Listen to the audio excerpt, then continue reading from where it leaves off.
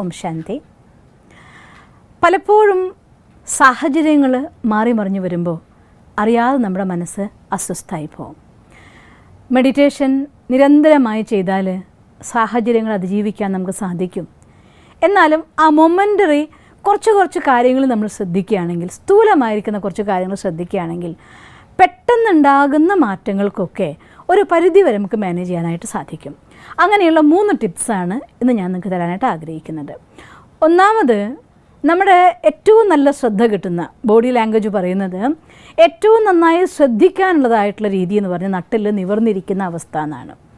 ഇരിക്കുന്ന സമയത്ത് നിങ്ങൾ അത്രയും റിലാക്സ്ഡ് ആയിട്ട് ഇരിക്കുകയല്ലാത്ത സന്ദർഭങ്ങളിലൊക്കെ എവിടെ ഇരിക്കുകയാണെങ്കിലും നട്ടിൽ നിവർന്നിരിക്കുന്നത് ആരോഗ്യത്തിനും നല്ലതാണ്, ഒപ്പം നമ്മുടെ മനസ്സിനെ ശാന്താക്കാനും നല്ലതാണ്. സപ്പോസ് നിങ്ങൾ ഡിസ്റ്റർബ്ഡുമായിട്ടാണ് വന്നിരിക്കുന്നതെങ്കിൽ, എന്തെങ്കിലും കാര്യം ഉണ്ടായി, ആരെങ്കിലും നമ്മളോട് ഇഷ്ടമില്ലാത്ത എന്തെങ്കിലും പറഞ്ഞു, അഥവാ നമുക്ക് ഇഷ്ടമില്ലാത്ത എന്തെങ്കിലുമൊക്കെ സംഭവിച്ചു, കാണരുതാത്ത വല്ലതും കണ്ടു, എന്ത് കാരണം കൊണ്ട് മനസ്സ് ഡിസ്റ്റർബ്ഡ് ആയിരിക്കുകയാണെങ്കിലും വന്നിരിക്കുമ്പോൾ നിങ്ങൾ നോക്കിയിട്ടുണ്ടോ, ആ അവസ്ഥയിൽ വന്നിരിക്കുമ്പോൾ എല്ലാവരും ഇരുന്ന വശം നട്ടില്ല എവിടേക്കെങ്കിലും ചാരി വെച്ച് ഒരു അലസമായിട്ടാണ് ഇരിക്കുക, ടെൻഷൻ, അല്ലെങ്കിൽ തലയിൽ കൈ കൊടുത്തുകൊണ്ടിരിക്കും. ഇത് രണ്ടും നമ്മുടെ ടെൻഷൻ കൂട്ടും.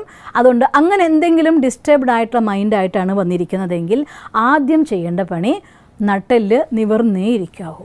ചെറിയൊരു ശ്രദ്ധ. ഡിസ്റ്റർബ്ഡ് ആണെന്ന് മൈൻഡ് നമുക്ക് മനസ്സിലാവില്ല, എൻ്റെ മനസ്സ് അസ്വസ്ഥമാവാൻ തുടങ്ങി, ഞാൻ ഡിസ്റ്റർബ്ഡായി, എൻ്റെ മൂഡ് ശരിയല്ല എന്ന് പറഞ്ഞ് നിങ്ങൾ വന്നിരിക്കുമ്പോൾ ഇരിക്കുന്ന സമയത്ത് നട്ടെല്ല് നിവർന്നിരിക്കാം. നട്ടെല്ല് നിവർന്നിരുന്നിട്ട് വെറുതെ ഒന്ന് വീട്ടിലേക്ക് അനാവശ്യം ഒരാൾ കയറി വരാൻ നോക്കിയാൽ നമ്മൾ നോക്കിക്കൊണ്ടേ ഇരിക്കുന്നുണ്ടെങ്കിൽ അയാൾ കയറി വരില്ല. സിമ്പിൾ ടെക്നിക്കല്ലേ? ദ സെയിം വേ നമ്മുടെ മനസ്സിലേക്ക് അനാവശ്യമായ ചിന്തകൾ ഈ സമയത്ത് പ്രവഹിച്ചു വരും, നമുക്കറിയാം. അതുകൊണ്ട് നട്ടിൽ നിവർന്നിരുന്നുകൊണ്ട് ജസ്റ്റ് ഒന്ന് ഒബ്സർവ് ചെയ്യുക. എന്താ ഇപ്പോൾ ചിന്തിക്കണേ, എന്താ വരുന്ന തോട്ട്? ഇങ്ങനെ നിങ്ങൾ നോക്കുന്നുണ്ടെങ്കിൽ തന്നെ താൻ ആ തോട്ട്സിൻ്റെ സ്പീഡ് കുറഞ്ഞു വരാൻ തുടങ്ങും. തോട്ട്സിൻ്റെ സ്പീഡ് കുറയുന്നതിനനുസരിച്ച് മനസ്സിൻ്റെ ഡിസ്റ്റർബൻസ് കുറഞ്ഞ് പതുക്കെ അത് അതിൻ്റെ ഒറിജിനലായിരിക്കുന്ന അവസ്ഥയിലേക്ക് വരും. കാരണം ശാന്തി പുറമെ നിന്നല്ല കിട്ടുന്നത്, അത് നമ്മുടെ ഉള്ളിലുള്ളതാണ്. വേറൊരു കാര്യം അടിച്ചമർത്തുമ്പോഴാണ് പുറമത്തെ ബാഹ്യമായിരിക്കുന്ന ഒരു എനർജീനെ, ഒരു തോട്ടിനെ, ഒരു ഇവൻറ്റിനെ നമ്മുടെ ഉള്ളിലേക്ക് വരാൻ അനുവദിക്കുമ്പോൾ ഉള്ളിലുള്ളതായിരിക്കുന്ന ശാന്തി അമർന്നു പോവുകയാണ് ചെയ്യുക. അതുണ്ടാവാതിരിക്കാൻ വേണ്ടി നട്ടിൽ നിവർന്നിരിക്കുക. അത് നമ്മുടെ അറ്റൻഷൻ കൊണ്ടുവരാൻ വേണ്ടിയിട്ടാണ് പറയുന്നത്. ഒപ്പം നമ്മൾ എന്ത് തോട്ട്സ് അപ്പോൾ വരുന്നത് എന്നൊന്ന് ചെക്ക് ചെയ്താൽ നമ്പർ ഓഫ് തോട്ട്സ് കുറയും.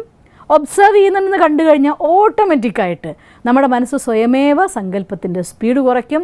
വേണ്ടാത്ത ചിന്തവനെ മനസ്സിലാവും, അത് വേണ്ട നമുക്ക് സ്വയം അവനവനോട് പറയാൻ പറ്റും. എന്നിട്ടും നിങ്ങൾക്ക് മാറ്റാൻ പറ്റുന്നില്ലേ മനസ്സിനെ, രണ്ടാമത്തെ ടെക്നിക്ക് ചെയ്യുക, ശ്വാസം എടുക്കുകയും ശ്വാസം വിടുകയും ചെയ്യുക. അപ്പോൾ ഒരു തോട്ട് കൂടെ ആഡ് ചെയ്യുക. വളരെ ഡിസ്റ്റർബ്ഡ് ആയിട്ട് വന്നിരിക്കുകയാണ്, ഇരിക്കുന്ന സമയത്ത് നട്ടിൽ നിവർന്നിരുന്നു കൊണ്ട് ശ്വാസത്തെ പതുക്കെ, കൈയൊന്നും വേണ്ട, സ്വസ്ഥമായിട്ട് എങ്ങനെ വേണമെങ്കിൽ ഇരുന്നിട്ട് നട്ടിൽ നിവർന്ന പൊസിഷനിലിരുന്ന ശേഷം ശ്വാസത്തിനെ പതുക്കെ അകത്തേക്ക് എടുക്കുക. ആ ശ്വാസം അകത്തേക്ക് എടുക്കുമ്പോൾ ലൈറ്റ് ബ്ലൂ റേസ് ഇങ്ങനെ ശാന്തിയുടെ കയറി വരുന്നെന്ന് വിചാരിക്കുക. അതിങ്ങനെ പതുക്കെ ഫുൾ ബോഡി സ്പ്രെഡായി, ബ്രെയിൻ കൂളായി എന്ന് ഫീൽ ചെയ്യുക. അത് കഴിഞ്ഞ ശേഷം ഒരു ആഷ് കളറിൽ എല്ലാ ദേഷ്യവും പുറത്തിട്ടെന്ന് വിചാരിക്കുക.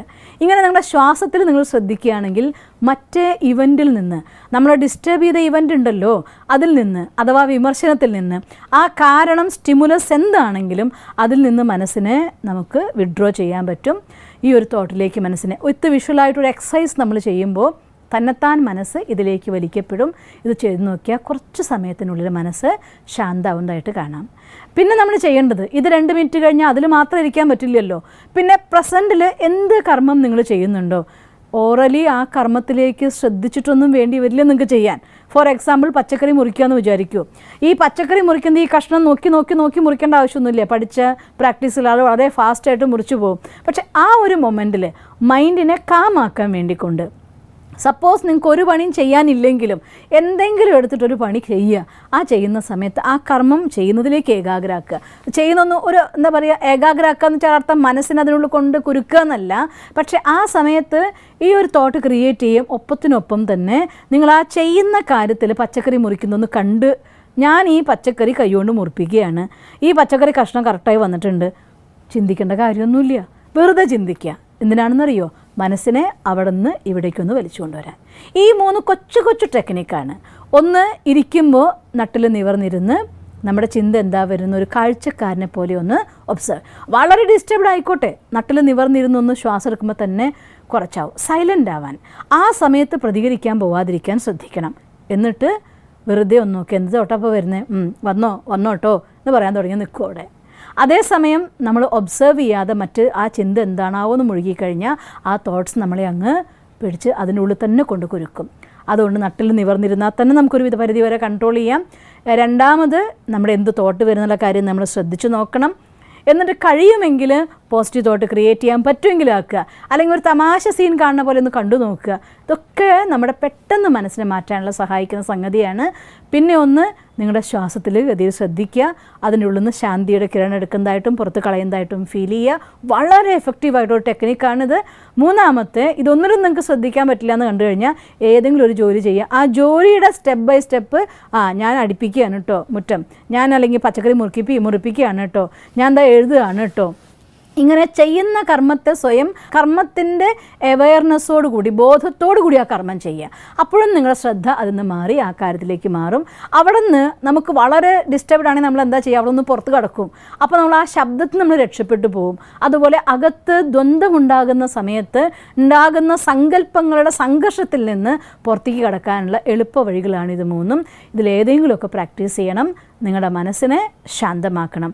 പിന്നെ ഞാൻ ഒരു കാര്യം വീണ്ടും പറയുകയാണ്, ദിവസവും മെഡിറ്റേറ്റ് ചെയ്യുകയും പോസിറ്റീവ് തോട്ട്സ് പഠിക്കുകയും ചെയ്യുന്ന ആളെ സംബന്ധിച്ചിടത്തോളം ഡിസ്റ്റർബ്ഡ് ആവുന്നതിൻ്റെ അളവ് കുറയ്ക്കാൻ പറ്റും. ഒരു ദിവസം കൊണ്ട് ഇതൊക്കെ അച്ചീവ് ചെയ്യുമോ? ഇല്ല. പക്ഷെ നിരന്തരമായി ശ്രദ്ധിക്കുകയും പഠിക്കുകയും ചെയ്യുകയാണെങ്കിൽ നിങ്ങൾക്ക് എല്ലാത്തിനും ഇല്ലാതാക്കിക്കൊണ്ട് ഒരു ഫുൾ കാം മൈൻഡോടുകൂടെ മുന്നോട്ട് പോകാൻ സാധിക്കും. നിങ്ങൾക്ക് അങ്ങനെ സാധിക്കട്ടെ എന്ന് ഞാൻ ഈശ്വരനോട് പ്രാർത്ഥിക്കുന്നു. ഓം ശാന്തി.